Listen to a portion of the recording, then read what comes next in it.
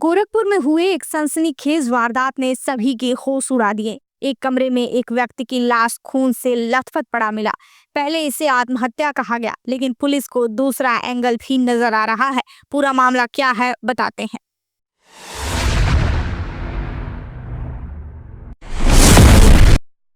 गोरखपुर के चिलवा ताल क्षेत्र के मुड़िला उर्फ मुंडेरा गांव के रहने वाले वीरेंद्र प्रजापति अपनी पत्नी लक्ष्मीना के साथ रहता था।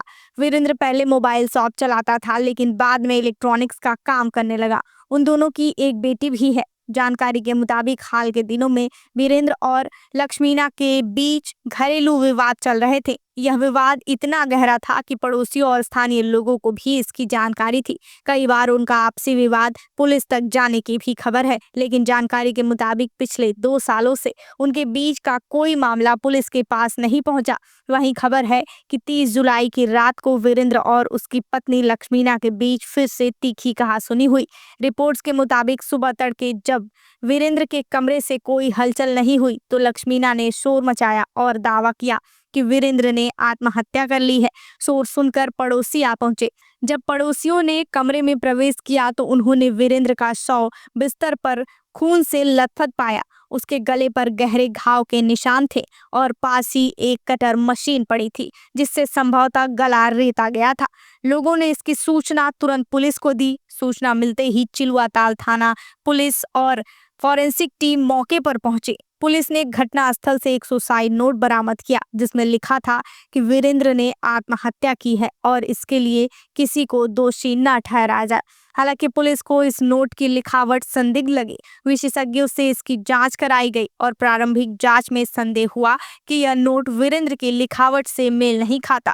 पुलिस ने वीरेंद्र के पुराने हैंडराइटिंग रिकॉर्ड भी जब्त किए ताकि इसकी तुलना की जा सके। पुलिस इस मामले को हत्या और आत्महत्या दोनों दृष्टिकोण से जांच कर रही है, लेकिन कई सवाल इस मामले को रहस्यमयी बनाते हैं। पुलिस को संदेह है कि कटर मशीन भारी होने की वजह से कोई व्यक्ति उससे खुद अपना गला कैसे काट सकता है, खासकर जब वीरेंद्र का शरीर कमजोर बताया गया था। वहीं वीरेंद्र और लक्ष्मीना के बीच चल रहे विवाद के कारण पुलिस लक्ष्मीना से भी पूछताछ कर रही है। लक्ष्मीना का दावा है कि वीरेंद्र ने आत्महत्या की, लेकिन पुलिस इसे सुनियोजित साजिश मान रही है। वहीं सुसाइड नोट की लिखावट का संदिग्ध होना इस मामले को और जटिल बनाता है।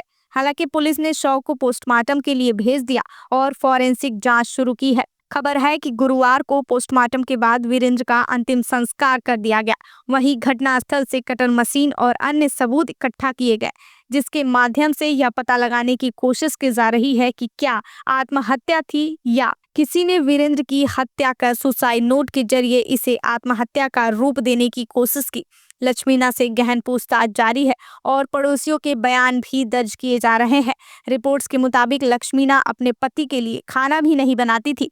उस पर आरोप लग रहे हैं कि उसका किसी और के साथ नजदीकी संबंध था। हालांकि लक्ष्मीना ने इस सभी आरोपों को मानने से इनकार कर दिया है।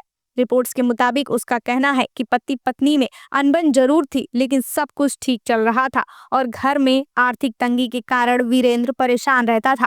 लक्ष्मीना का कहना कितना सच है यह तो जांच में ही पता चल पाएगा, लेकिन इस घटना ने चिलवा ताल और आसपास के क्षेत्र में सनसनी फैला दी है।